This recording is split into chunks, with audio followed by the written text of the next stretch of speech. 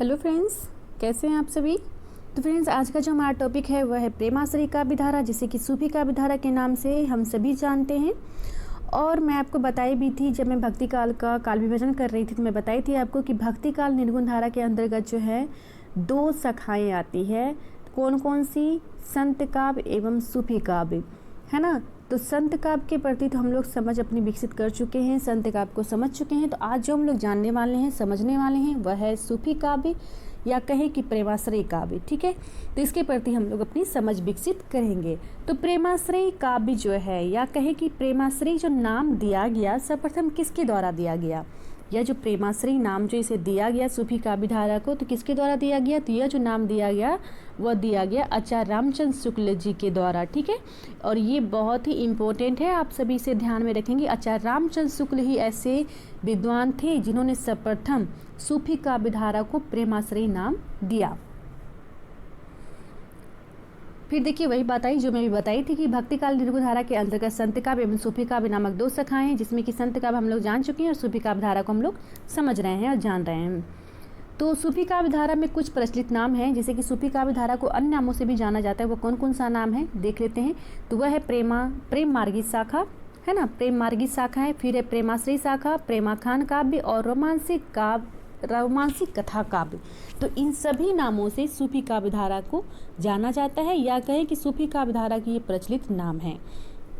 अगर आपसे क्वेश्चन में कभी ऐसा पूछा जाए कि सूफी काव्य धारा के बदले जो है इन सभी नामों को भी अगर दे दिया जाए, तो आपको कंफ्यूज नहीं करना है, क्योंकि सूफी काव्य धारा का ही ये नाम है। ठीक है, तो इन सभी नामों में एक चीज़ आप कॉमन देखेंगे, वह क्या है? प्रेम प्रेम प्रेम, है ना। यहाँ पे थोड़ा सा रोमांसिक आ गया, लेकिन इसका भी अर्थ होता है प्रेम ही। तो प्रेम प्रेम प्रेम एक ही चीज़ देखने को मिलती है। क्या हर चीज़ में प्रेम का नाम आ रहा है? तो इन सभी नामों से स्पष्ट क्या हो रहा है कि इस शाखा में प्रेम तत्व की प्रधानता है।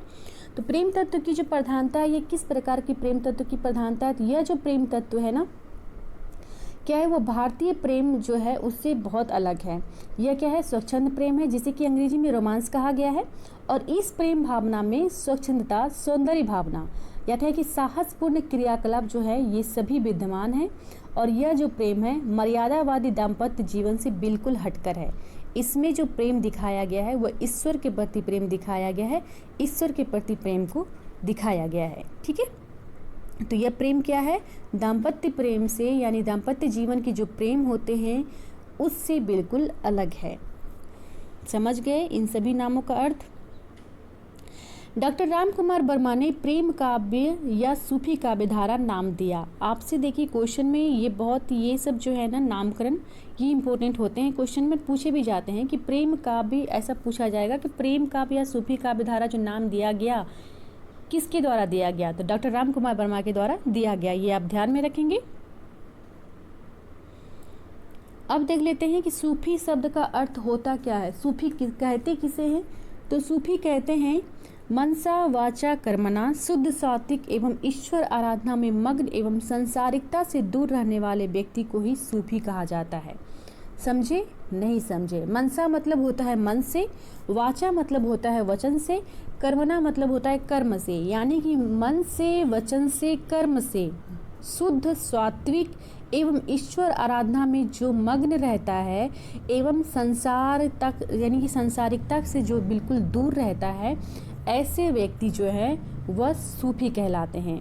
ठीक है, मन से, वचन से, कर्म से शुद्ध सात्विक एवं ईश्वर आराधना में मग्न रहने वाला व्यक्ति, या कहें कि संसारिकता से दूर रहने वाला जो व्यक्ति होता है वह सूफी कहलाता है। तो सूफी समझ गए, सूफी किसे कहते हैं। मैं आपसे यही कहूँगी कि इन सभी बातों को आप नोट करते जाएं, आप एक अपनी नोट कॉपी बना लें, और कभी कभी जो बीच बीच में ना इसे रिवीजन करने के लिए एक बार देख भी लिया करें, तो ये अच्छा रहेगा आपके लिए। अब देख लेते हैं कि सूफी शब्द की उत्पत्ति कैसे हुई, यानी कि सूफी शब्द की उत्पत्ति कैसे हुई। तो इसके संबंध में जो है बहुत सारे मत देखने को मिलते हैं, बहुत सारे विद्वानों ने अलग अलग ढंग से माना भी, और बहुत सारी धारणाएं भी है, बहुत सारी मान्यताएं भी हैं। सबसे पहले हम लोग देख लेते हैं कि सूफी शब्द की उत्पत्ति जो हुई है, सबसे पहले ये माना जाता है कि सूफी शब्द की उत्पत्ति जो हुई है वह हुई है सुफ़ा से। सुफ़ा का अर्थ होता है चबूतरा, जो कि मस्जिद के सामने वाले चबूतरा जो होते हैं, मस्जिद के सामने जो चबूतरा दिखता है उसे ही सुफ़ा कहा जाता है। तो इस पे जो बैठने वाले फ़कीर होते थे उसे ही सूफी कहा जाता था। ये ऐसा कुछ विद्वानों ने माना। फिर उसके बाद आता है सोफिया। तो सोफिया का अर्थ होता है ज्ञान का प्रतीक। तो कुछ विद्वानों ने ये माना कि सूफी शब्द की जो उत्पत्ति जो हुई है वह किससे हुई है, तो सोफिया से हुई है। कुछ विद्वानों ने माना कि साफा से, साफा का अर्थ होता है शुद्ध एवं पवित्र। तो कुछ विद्वानों ने वैसा माना कि साफा से इसकी उत्पत्ति हुई है। कुछ विद्वानों ने माना कि सूफी शब्द जो है वे केवल सूफी शब्द है। और कुछ विद्वानों ने इसे माना कि सूफी जो है क्या है, सूफी का यानी कि सफ जो है, सफ शब्द जो है इससे इसकी उत्पत्ति हुई है, जिसका अर्थ होता है पंक्ति। और कुछ विद्वानों ने माना कि सूफी शब्द की जो उत्पत्ति हुई है वह हुई है सूफ से। और सर्वाधिक मान्यता जो मिली है इसे ही मिली है। किससे मिली है? सर्वाधिक मान्यता जो मिली है बहुत सारे विद्वानों द्वारा, तो इससे ही मिली कि सूफी शब्द की जो उत्पत्ति हुई है वह हुई है सूफ शब्द से, जिसका अर्थ होता है ऊन। ठीक है, सर्वाधिक मान्यता इसे ही मिली है। और मैं यहाँ पे लिख भी दी हूँ, आप इसे नोट कर लेंगे और इसे ध्यान में भी रखेंगे। सूफी शब्द की उत्पत्ति जो है सूफ शब्द से हुई है, जिसका अर्थ होता है ऊन। तो इससे तात्पर्य क्या है, इसके बारे में मैं समझा देती हूँ कि सर्वाधिक मान्यता इसे ही मिली है। और सूफी शब्द का संबंध जो सूफ से यानी कि सूफ से जो विद्वानों ने निकाला है, इसका अर्थ होता है ऊन। तो सूफी लोग जो होते थे सफ़ेद ऊन के बने हुए चोगे पहनते थे, जिसका आचरण जो होता था क्या होता था, शुद्ध एवं पवित्र होता था। वैसे भी आप बहुत जगह सुने भी होंगे कि जो लोग सफ़ेद वस्त्र धारण करते हैं तो उनका आचरण जो होता है क्या होता है, शुद्ध एवं पवित्र होता है। तो वैसे ही सूफी लोग जो थे सफ़ेद ऊन के बने हुए चोगे पहनते थे, यानी कि वस्त्र पहनते थे, और इन्हीं ही सूफी कहा गया। और इसी से सूफी शब्द की उत्पत्ति भी मानी गई। और जिसका यानी कि सफ़ेद चोगे जो वे पहनते थे ऊन के, उसका जो अर्थ निकलता था तो उसका आचरण जो होता था वो शुद्ध एवं पवित्र हो। ठीक है, तो यही है। तो सर्वाधिक मान्यता किसे मिली, तो सूफ शब्द को ही मिली है, जिसका कि अर्थ होता है ऊन। अब देख लेते हैं सूफी मत की परिभाषाएं। तो इस मत के बारे में भी मतलब सूफी मत को लेके जो है काफ़ी विद्वानों ने अलग अलग परिभाषाएं दी, अलग अलग धारणाएं अपनी व्यक्त की। वह सबसे पहले देख लेते हैं अबू हसन सालुकी ने क्या कहा। इन्होंने कहा कि विधि निषेधों से मुंह मोड़ता सूफी मत है। इन्होंने क्या कहा कि विधि निषेधों से मुंह मोड़ता सूफी मत है। ठीक है, फिर अबू सईद फजल्ला ने कहा कि एक निष्ठ भाव से परमात्मा में ध्यान लगाना ही सूफी मत है। जो एक निष्ठ भाव से परमात्मा में ध्यान लगाता है वही है सूफी मत। उसके बाद है अबुल हुसैन अन-नूरी ने क्या कहा, इन्होंने कहा कि जिसे संसार से घृणा होती है और परमात्मा से प्रेम होता है उसे ही सूफी मत कहा जाता है। इन्होंने क्या कहा कि जिसे संसार से घृणा होती है और परमात्मा से प्रेम होता है उसे ही सूफी मत कहा जाता है। मैं बताई भी ना कि इसमें जो प्रेम दिखाया गया है वो परमात्मा के प्रति यानी कि ईश्वर के प्रति प्रेम दिखाया गया है। ये क्या है, मानव प्रेम से बिल्कुल अलग है। अब देख लेते हैं सूफी काव्य की विशेषताएं। इसमें कौन कौन सी विशेषताएं हैं, कौन कौन सी महत्वपूर्ण बातें हैं जो कि काफ़ी इंपॉर्टेंट है। इससे भी बहुत सारे क्वेश्चन रहते हैं एग्जाम में। तो सूफी काव्य धारा में प्रेम तत्व की प्रधानता है, प्रेम कथाओं पर आधारित काव्य धारा है। प्रेम तत्व की प्रधानता ये तो आप जान चुके हैं, किस प्रेम तत्व की प्रधानता की बात की जा रही है, ईश्वर के प्रति प्रेम तत्व की प्रधानता की बात की जा रही है। और प्रेम कथाओं पर आधारित काव्य धारा है। इसमें जितने भी आप काव्य देखेंगे सारे के सारे काव्य जो हैं वह क्या है, प्रेम कथाओं पर आधारित है। सूफी मत इस्लाम धर्म का एक अंग है। सूफी मत क्या है, इस्लाम धर्म का एक अंग है। संत काव्य धारा की तरह इस काव्य धारा में भी गुरु की महत्ता पे बल दिया गया। जिस प्रकार हम देखते हैं कि संत काव्य धारा में गुरु की महत्ता पे विशेष रूप से बल दिया गया है, तो उसी प्रकार जो है इस काव्य धारा में, किस काव्य धारा में, सूफी काव्य धारा में भी गुरु की महत्ता पे बल दिया गया है। काफ़ी बहुत अच्छी अच्छी बातें हैं। सूफी यानी कि कहें कि सूफियों ने लौकिक प्रेम के माध्यम से अलौकिक प्रेम को प्राप्त करने पे बल दिया है। सूफियों ने क्या किया है, लौकिक प्रेम के माध्यम से अलौकिक प्रेम को प्राप्त करने पे बल दिया है। सूफी काव्य धारा के लेखक जो है अपनी रचनाओं का नामकरण प्रायः नायिकाओं के नाम पे किया है। सूफी काव्य धारा के जितने भी लेखक हैं अपनी रचनाओं का जो नामकरण किया है प्रायः जो है नायिकाओं के नाम पे उन्होंने किया है। जैसे कि आप देख सकते हैं पद्मावत, मधुमालती, चंदायन, मृगावती, ये सभी जो है क्या है, नायिका के नाम पे ही है नामकरण। सूफी मत में ईश्वर को निराकार एवं सर्वव्यापी मानते हैं। वे ईश्वर को जगत में व्याप्त मानकर इसके सौंदर्य पे मुग्ध होते हैं। सूफी मत में क्या होता है, ईश्वर को ही निराकार एवं सर्वव्यापी मानते हैं और ईश्वर को जगत में व्याप्त मानकर इसके सौंदर्य पे मुग्ध होते हैं।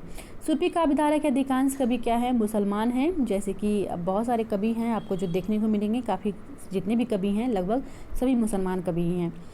फिर आती है बात कि सूफी कवियों में प्रेमाखान प्रबंध काव्य है। सूफी कवियों के जो प्रेमाखान हैं वह क्या है, प्रबंध काव्य है, जिसमें कि कथा तत्व का समावेश किया गया है। सूफी काव्य धारा के प्रेमाखानों में नायक नायिका के चरित्रकान का एक जैसी पत्ती दिखाई पड़ती है। यानी कि सूफी काव्य धारा में आप देखेंगे कि नायक नायिका के जो चरित्र का वर्णन किया गया है लगभग उसमें एक जैसी पत्ती दिखाई पड़ती है। सूफी काव्य धारा के कवियों ने अपनी रचनाओं में लोक जीवन का पर्याप्त चित्रण किया है। और सूफी काव्य धारा के कवियों ने अपनी रचनाओं में क्या किया है, लोक जीवन के पर्याप्त चित्रण किया है। यानी लोक जीवन के बारे में उन्होंने चरित्र चित्रण किया है। और इसमें देखिए ये बहुत ही इंपॉर्टेंट है कि इसमें किस रस की प्रधानता है, तो इसमें वियोग श्रृंगार रस की प्रधानता है। आपसे क्वेश्चन में पूछा जा सकता है कि सूफी काव्य धारा के अंतर्गत हमें किस रस की प्रधानता देखने को मिलती है, तो वियोग श्रृंगार रस की प्रधानता हमें देखने को मिलती है। कौन सा, वियोग श्रृंगार रस। ठीक है, ये आप ध्यान में रखेंगे। इस काव्य धारा में खंडन मंडन की प्रवृत्ति का अभाव पाया गया है। और इस काव्य धारा में किसका अभाव पाया गया है, तो खंडन मंडन प्रवृत्ति का अभाव पाया गया है।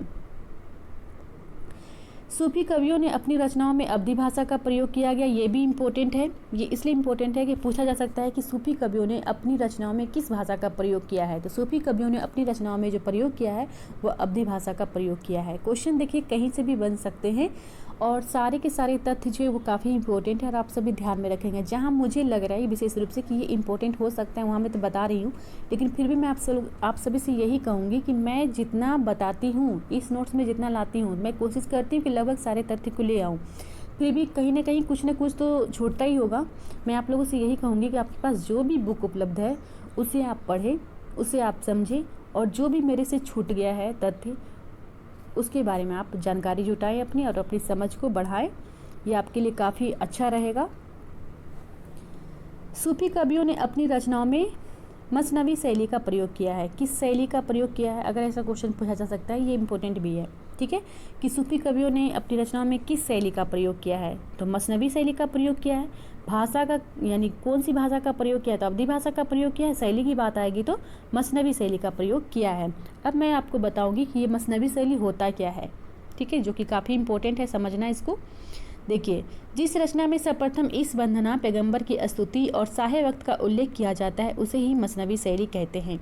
जिस रचना में सर्वप्रथम क्या, इस वंदना यानी कि ईश्वर की वंदना, कोई भी रचना है सूफी काव्य धारा के अंतर्गत जितनी भी रचनाएं आप देखेंगे लगभग उसमें आपको ये देखने को मिलेगा कि सूफी कवियों ने जो रचनाएं रची है तो वो अपनी रचनाओं में सबसे पहले इस वंदना यानी कि ईश्वर की वंदना या कि खुदा की वंदना के बारे में उन्होंने लिखा। उसके बाद पैगंबर की स्तुति की। उसके बाद साहे वक्त से तात्पर्य क्या है कि उस वक्त के जो भी बादशाह हुए, राजा हुए, है ना, जो भी शासनकर्ता हुए, जिसके भी शासन में वो रहे, तो साहे वक्त का उन्होंने उल्लेख किया। उसके बाद जो है इन सभी का उल्लेख जिसमें तो देखने को मिलता है उसे ही मसनवी शैली कहा जाता है। या कहें सीधी सीधी बात आप समझ लीजिए कि जिस रचना में सर्वप्रथम इस वंदना यानी कि ईश्वर की वंदना और पैगंबर की स्तुति और साहे वक्त का उल्लेख किया जाता है उसे ही मसनवी शैली कहते हैं। ठीक है, तो सभी सूफी कवियों ने अपनी अपनी रचनाओं में इसी प्रकार से मसनवी शैली का प्रयोग किया है। तो ये थे सूफी काव्य धारा के से संबंधित जो है बहुत सारे इम्पोर्टेंट तथ्य। और जहाँ तक मुझे लगता है कि आप सभी समझ गए होंगे सूफी काव्य धारा को। नेक्स्ट वीडियो में जो है केवल हम लोग सिर्फ क्या करेंगे, इम्पोर्टेंट तथ्य जितने भी होंगे, महत्वपूर्ण तथ्य जितने भी होंगे उसे ही हम लोग देखेंगे। और इस बार मैं सोच रही हूँ कि अलग अलग मैं नहीं, कवि के बारे में अलग अलग नहीं बताऊँगी, जितने भी इम्पोर्टेंट तथ्य होंगे बस मैं उसे ही करूँगी। ठीक है, और अगर आपको ये वीडियो पसंद आए तो लाइक भी कर दीजिए और ज़्यादा से ज़्यादा हो सके तो अपने दोस्तों को भी बताएं, शेयर भी करें। मिलते हैं अगले वीडियो में, तब तक के लिए धन्यवाद।